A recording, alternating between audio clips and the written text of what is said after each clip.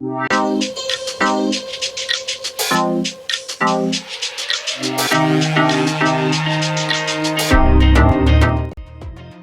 to Barrett News Channel. Please don't forget to subscribe and follow us in Instagram and Facebook.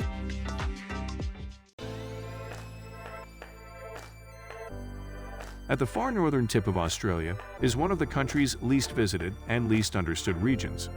But that's about to change, thanks to local Indigenous entrepreneurs like Fraser Nai. The Torres Strait comprises 247 islands at the northernmost tip of Queensland, near Papua New Guinea. The Torres Strait Islanders who live there are of Aboriginal, Melanesian and Australian background. Arguably the most famous Torres Strait Islander in the West is the NBA Patty Mills, who plays for the Brooklyn Nets. Many of the islands are volcanic, and set amid brilliant turquoise water, they create an incredible landscape. And it's one that now has become a bit easier for non-Torres Strait Islanders to visit and experience thanks to a first-of-its-kind day trip from Cairns, the Queensland city best known for being the gateway to the Great Barrier Reef.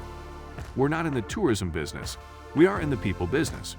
We just happen to serve tourism experiences, says Nai, the co-founder of Straits Experiences, a locally led and operated business that brings people to the Torres Strait. A Torres Strait Islander, his people are the owners and stewards of Massac Island.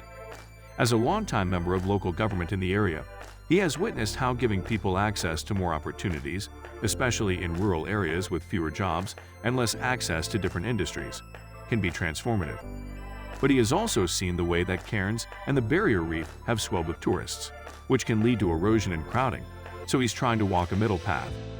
Opening up tourism in the more rural parts of the Torres Strait will create more opportunities for young people. But years of watching how other destinations have handled the industry means they can make smart decisions for long-term sustainability. They're also investing in one of the region's greatest assets, its people. We still operate with our values, he explains.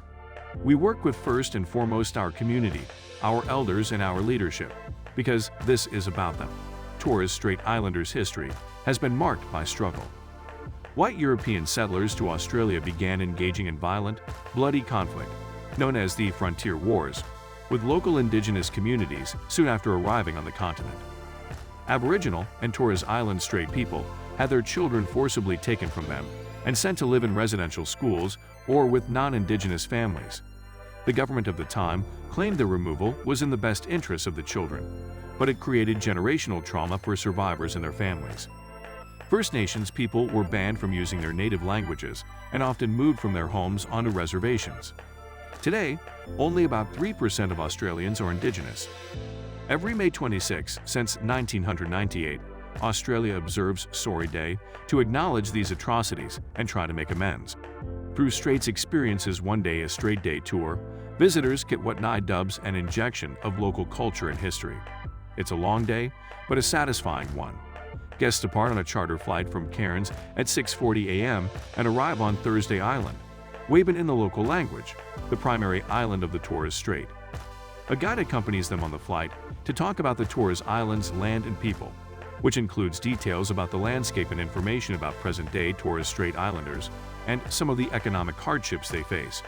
Upon arriving on Thursday Island, the visitors, usually there are about 30 people in total, experience a full day of activities, including a scenic tour of Nguruppai, or an island, a visit to Green Hill Fort, dating from the late 1800s.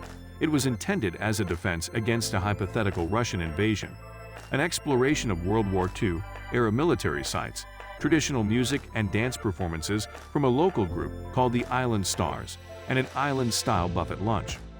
This is the only part of the whole of the country of Australia where you will see both Indigenous races on their own country, Nai explains. Even for many Australians, the Torres Strait remains a place they haven't visited and don't know much about. Nai says that many interested tourists he meets would mix up the Torres Strait Islands with the Tiwi Islands, which is an Aboriginal area in the Northern Territory. Interactions like those just underlined his point further. Human relationships are key to moving forward.